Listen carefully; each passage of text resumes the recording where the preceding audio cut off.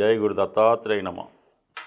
ఈ వీడియోలో మనం వృశ్చిక రాశి వారికి జనవరి 4 నుంచి జనవరి 10వ తారీఖు మధ్యలో జరిగే ఈ సంవత్సర మొదటి వార ఫలాలు తెలుసుకునే ప్రయత్నంలో మరి వృశ్చిక రాశి వారికి ఈ నెల ప్రారంభంలో అంటే ఈ వార ప్రారంభంలో ఈ వారం అంతా కూడా ధనస్థానంలో 4 గ్రహాలు ఏర్పడడం జరిగింది.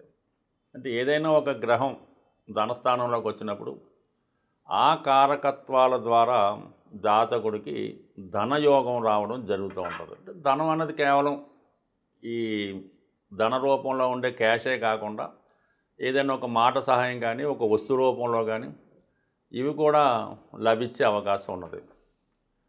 అలాగే గురువు ధనాధిపతిగా ఉన్నటువంటి గురువు ప్రస్తుతం అష్టమ స్థానంలో భాగ్యాధిపతి చంద్రుడితో కలిసి గజకేసరి యోగం ఏర్పడింది. ఇది కూడా జాతకుడికి ఒక అదృష్ట యోగం లాంటిది. అష్టమంలో ఉన్నటువంటి గ్రహం ఎప్పుడూ కూడా ఆకస్మిక ధనలాభాన్ని ఇవ్వడం జరుగుతూ ఉంటుంది. అలాగే ఆ కారకత్వాలకి ఏదో ఒక శుభవార్త లాంటిది కూడా రావడం జరుగుతుంటుంది. అందువలన ఈ గురువు ఈ వృశ్చిక రాశి వారికి కుటుంబ స్థానాధిపతి అలాగే సంతాన స్థానాధిపతి, ఈ 2 విషయాల్లో ఏదో ఒక శుభం అన్నది ఒక ఆకస్మిక శుభవార్త లాంటిది వింటారు. అంటే ఏదైనా మీ కుటుంబంలో ఒక సంతానం కలుగుతున్నారను, అంటే మీకే సంతానం కలుగుతుందను, అలాగే సంతానానికి ఏదైనా ఉద్యోగమో పెళ్ళో కుదిరిందను, అంటే కుటుంబ విషయంలో ఏదో ఒక శుభవార్త ఈ సమయంలో మీరు వినడం జరుగుతూ ఉంటుంది. ఇక ఎప్పుడైతే మనకి భాగ్యాధిపత్యం కూడా కలిసాడో ఒక దైవికంగా ఒక అదృష్టం లాంటిది రావడం జరుగుతూ ఉంటుంది. సో ఈ విధంగా ఈ రాశి వారికి విశేషమైనటువంటి ధన యోగాలు ఏర్పడడం జరిగింది. దానివల్లతో పాటుగా 2-8 స్థానాల మధ్య ఏర్పడిన పరివర్తన యోగం, ఏదైనా ఒక జన్మజాతకంలో కానీ ఒక గోచారంలో కానీ ఆ నెలలో ఆ వారంలో ధనయోగాలు ఎలాగున్నాయి అని తెలుసుకున్నప్పుడు ఈ 2వ స్థానంలో కానీ అష్టమ స్థానంలో కానీ లేదా 11వ స్థానంలో కానీ గ్రహాలు ఉంటే ఆయా కారకత్వాల ద్వారా ధనయోగాలు ఏర్పడుతూ ఉంటాయి. ఇప్పుడు ధన అష్టమాధిపతుల మధ్య ఏర్పడిన పరివర్తన విశేషమైనటువంటి ఆకస్మిక ధనలాభాన్ని ఇవ్వడం జరుగుతూ ఉంటుంది. అలాగే ఏంటంటే రవి అక్కడ ఉండడం వల్ల ప్రభుత్వ పథకాలు మీకు అనుకూలంగా రావడం జరుగుతూ ఉంటుంది. ఇంకా కుజుడు కూడా అక్కడే ఉన్నాడు స్వయం కృషితో, రాష్ట్రాధిపతిగా ధనస్థానం స్వయం కృషితో మీ కుటుంబ సభ్యుల్ని కుటుంబ సమస్యల్ని మీరు పరిష్కరించే ప్రయత్నం చేస్తారు. అలాగే మీ యొక్క ఉద్యోగం ద్వారా అయితేనే కష్టం ద్వారా అయితేనే చాలా వరకు కుటుంబానికి అవసరమైనటువంటి అన్ని సౌకర్యాలు సమకూర్చడం జరుగుతూ ఉంటుంది.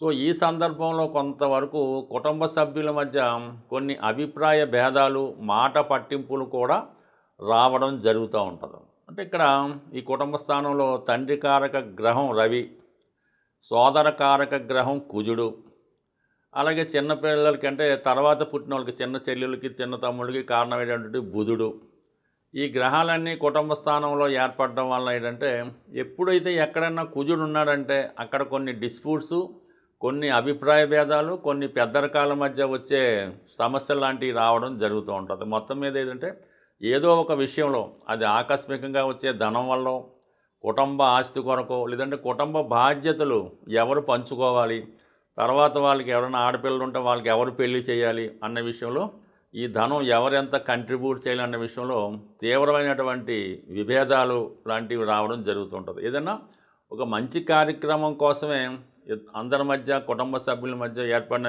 విభేదాలు కొంతవరకు ఎక్కువై అది కుటుంబ విచ్ఛిన్నాన్ని కూడా కొంత కారణం అవడం జరుగుతూ ఉంటుంది. ఈ సమయంలో మీరు సరైనటువంటి నిర్ణయం తీసుకోలేకపోవడం, అలాగే మీ మీద ఇతరుల ఒత్తిడి లాంటిది ఉండడం వల్ల ఈ కుటుంబ విషయాల్లో సరైన నిర్ణయం తీసుకోలేకపోవడం, కొంత బంధుప్రేమ కొంత స్వార్థం మిమ్మల్ని ఏదో విధంగా ఇబ్బంది పెట్టి ఈ కుటుంబ సమస్యల్ని పరిష్కరించలేకపోవడం జరుగుతుంది. అందువలన ఈ సమయంలో ఎస్పెషల్లీ కొద్ది రోజుల పాటు ఇంచుమించుగా ఈ సంక్రాంతి వెళ్ళేంత వరకు కూడా ఈ కుటుంబానికి సంబంధించినటువంటి ఆర్థిక విషయాల్లో కానీ స్థిరాస్తి విషయాల్లో కానీ ముఖ్యమైనవి వాయిదా వేసుకొని పండగ వెళ్ళిన తర్వాత అంతా ఏ గ్రహాలు ఆ గ్రహాలు మారడం జరుగుతుంటే తర్వాత మళ్ళీ ఎవరి పనులు వాళ్ళు వస్తూ ఉంటారు. ఈ సమయంలోనే బంధువులంతా కలుసుకోవడం వల్ల ఇటువంటి విభేదాలు లాంటివి వచ్చే అవకాశం ఉంది కాబట్టి కొంతవరకు సహనంతో, ఓర్పుతో, మౌనంతో వ్యవహరించడం మంచిది.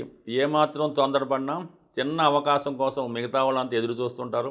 మీరు ఎప్పుడు మాట వదులుతారా, నోరు జారుతారా, లేదంటే మాట్లాడతారని చూస్తూ ఉంటారు.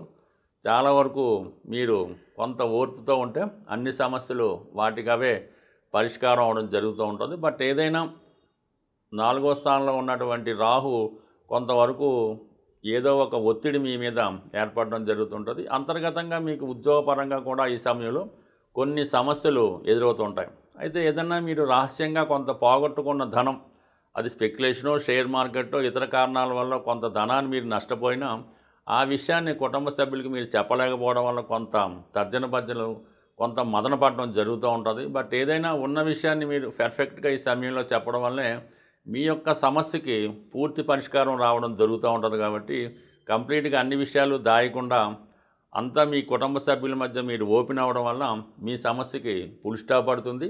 చివరికి కథ సుఖాంతం అవుతుంది. బట్ ఏదైనా ఈ సమయంలో మీరు కంప్లీట్గా సోమవారం రోజు శివాలయంలో ఈశ్వరుడికి ఆవు పాలుతో పంచదార కలిపి అభిషేకం చేయడం వల్ల కానీ, చెరుకు రసంతో అభిషేకం చేయడం వల్ల కానీ, అలాగే లక్ష్మీ అష్టోత్తరాన్ని ఒక 3 సార్లు పారాయణ చేయడం వల్ల కంప్లీట్గా మీకు ఉన్నటువంటి ఆర్థిక పరమైనటువంటి సమస్యలు పరిష్కారం అవడం జరుగుతూ ఉంటుంది. జ్యోతిష శాస్త్రానికి, వాస్తు శాస్త్రానికి కంప్లీట్గా ఒక అవినాభావ సంబంధం ఉంటుంది. మన దశను బట్టి, మనకి జరుగుతున్నటువంటి పీరియడ్ని బట్టే మనం నివసించే గృహం కూడా ఉండడం జరుగుతూ ఉంటుంది. అది కోయిన్సైడ్ అవుతూ ఉంటుంది. సర్వసాధారణంగా మీరు సొంత గృహం మీకు ఏదో ఊర్లోనో, వేరే స్టేట్లోనో, వేరే రాష్ట్రంలో ఉంటుంది. మీ యొక్క సొంత గృహం మీ తండ్రి గారిదో, తాతగారిదో మీకు వారసత్వంగా అందులో హక్కు ఉంది అనుకుందాం. మీరు వేరే సిటీలో, ఈవెన్ అమెరికాలో కానీ, ఆఫ్రికాలో కానీ, హైదరాబాద్లో ఎక్కడున్నా సరే మీరు ఒక ఇల్లు అద్దెకి తీసుకోవడం జరుగుతూ ఉంటుంది. కేవలం మీ సొంత గృహంలో ఎటువంటి వాస్తు దోషం ఉంటుందో అదే వాస్తు దోషంతో ఉన్న ఇల్లు మాత్రమే మీకు దొరుకుతుంది అద్దెకు ఉండడానికి. లేదు మీరు కొనుక్కోవాలన్నా కూడా అటువంటి వాస్తు దోషం ఉన్న ఇల్లే మీకు కుదరడం జరుగుతూ ఉంటుంది. ఎక్కువగా వాయువ్య దోషం ఎవరికైతే వారి గృహంలో ఉంటుందో వారు నివసిస్తున్న గృహంలో కానీ, కొంటున్న గృహంలో కానీ అదే వాస్తు దోషం అన్నది కంటిన్యూ అవ్వడం జరుగుతూ ఉంటుంది. సో ఇది ఎక్కువగా ప్రస్తుతం ఉన్నటువంటి ఈ పిల్లలకి ఈ పెళ్ళిళ్ళు, అలాగే వాళ్ళ ఉద్యోగాలు, అలాగే విదేశ ప్రయత్నాలు, విదేశంలో ఉండడం, అక్కడ ఉద్యోగం లేకపోవడం, ఇవన్నీ కూడా మీరు నివసిస్తున్నటువంటి గృహంలో ప్రధానంగా ఉన్నటువంటి నైరుతి మరియు వాయువ్య దోష ప్రభావం వల్ల సరిగ్గా మీ యొక్క అమ్మాయినో, లేదంటే మనం ఏదో అనుకుందాం, మీ ఇంట్లో ఒక ఆడపిల్ల ఉంది, బాగా చదివించారు, డిగ్రీ పూర్తయింది, ఉద్యోగం వచ్చింది, ఒక 2 సంవత్సరాలు ఉద్యోగం చేస్తుంది. మీరు ఒక పెళ్ళి ప్రయత్నం చేసి అమ్మాయిని అడుగుతారు, ఏదో చూడమంటుందో చెప్తుంది. మీరు ఈ ప్రయత్నం చేస్తుండగానే సడన్గా ఏదో ఆఫీసులో ఎవరు ఇష్టపడుతున్నారో మేము ఆ పెళ్లి చేసుకోవాలని అనుకుంటున్నామని చెప్పడం జరుగుతూ ఉంటుంది. ఇది ఎటూ తేల్చుకోలేక సందిగ్ధ పరిస్థితి, మీ మాట వింటున్నట్టే ఉంటుంది, మళ్ళీ ఈ విధంగా రావడం జరుగుతూ ఉంటుంది. పక్క నుంచి వాళ్ళ ప్రయత్నాలు వాళ్ళలో ఉంటారు, మీ ప్రయత్నాలు మీలో ఉంటారు. ఏ సమస్య కూడా తేలడం అయితే ఉండదు. దానివల్ల ఇల్లంతా కూడా సమస్యగా మారి మిగతా వాళ్ళ మీద కూడా దాని ప్రభావం చూపడం జరుగుతూ ఉంది. సో ఏదైనా మరి ఈ నైరుతి ప్రభావం వల్ల యజమాని అవ్వచ్చు, ఈ వాయువు ప్రభావం వల్ల ఈ అమ్మాయి కావచ్చు, అబ్బాయి కావచ్చు, ఎక్కువగా ఇప్పుడు జరుగుతున్నటువంటి పద్ధతి ప్రకారం కంప్లీట్గా ఇటువంటి ప్రభావం వచ్చింది అంటే మీ పిల్లలు ఎవరో ఒకరు ఈ విధంగా చెప్పినప్పుడు అది మీకు సమ్మతమా, అది ఓకే అసలు సంగతి. లేని పక్షంలో సాధారణంగా వాళ్ళకి రాహు, కేతువు ఇలాంటి దశ అంతర్దశలు నడుస్తూ ఉంటాయి. ఆ దశ పక్కన పెట్టి ప్రస్తుతం మీరు నివసిస్తున్నటువంటి గృహం మీద దృష్టి పెట్టి ఈ 2 సమస్యల్ని కంప్లీట్గా ఉంటాయి. ఇంకా లవ్ అఫేర్ మీ కుటుంబంలో ప్రస్తావన వచ్చింది అంటే అక్కడ వాయువు దోషం ఉన్నట్టే, ఇంక తిరిగే లేదు. ఇంకా కొద్దిగా అనెతికల్ ఉన్నది, అనాచారం ఉన్నది, ఏరియా క్యాస్ట్ ఏదో అనుకుందాం, అక్కడ నైరుతి ప్రాబ్లం ఉన్నది. ఈ 2 సరి చేసుకుంటే టెంపరీగా కొన్నాళ్ళు ఆ గృహాన్ని ఏదో విధంగా మార్చేసి వేరే గృహంలో నివాసం ఉండడం వల్ల కొద్దిగా ఒక 40-45 రోజులు కట్టడి చేస్తే ఆటోమేటిక్గా ఇలాంటి అనెతికల్ అఫైర్లు ఏమైనా ఉంటే అవి పోతే మళ్ళీ సాంప్రదాయంగా వివాహం జరిగే అవకాశం ఉంది. సో ఎన్నో సమస్యలకి ఈ వాస్తు కూడా ఒక దోషంగా ఇబ్బంది పెడుతుంది. ఎందుకంటే మనం ఇంట్లోనే ఆలోచిస్తాం, ఆ ఇంట్లో నిర్ణయం తీసుకుంటాం, ఆ ఇంట్లోనే అన్ని ప్రయత్నాలు చేస్తున్నాం కాబట్టి గృహం ఇంపార్టెంటు. మరొక ముఖ్య విషయం ఏంటంటే మీ గృహంలో పనికిరాని వస్తువులు ఒక సంవత్సరం అయినా కూడా దాని ఉపయోగం మనకు ఉండదు. అది కంప్లీట్గా ఇటువంటి డ్యామేజ్లో ఉన్న వస్తువులు, ఇరిగిపోయిన వస్తువులు, పనికిరాని వస్తువులు, వాడని వస్తువులు ఇమీడియట్గా రిమూవ్ చేయడం వల్ల కూడా ఇటువంటి ప్రేమ వ్యవహారాలు, నిరుద్యోగ సమస్యల నుంచి బయటపడడం జరుగుతుంది. స్వస్తి.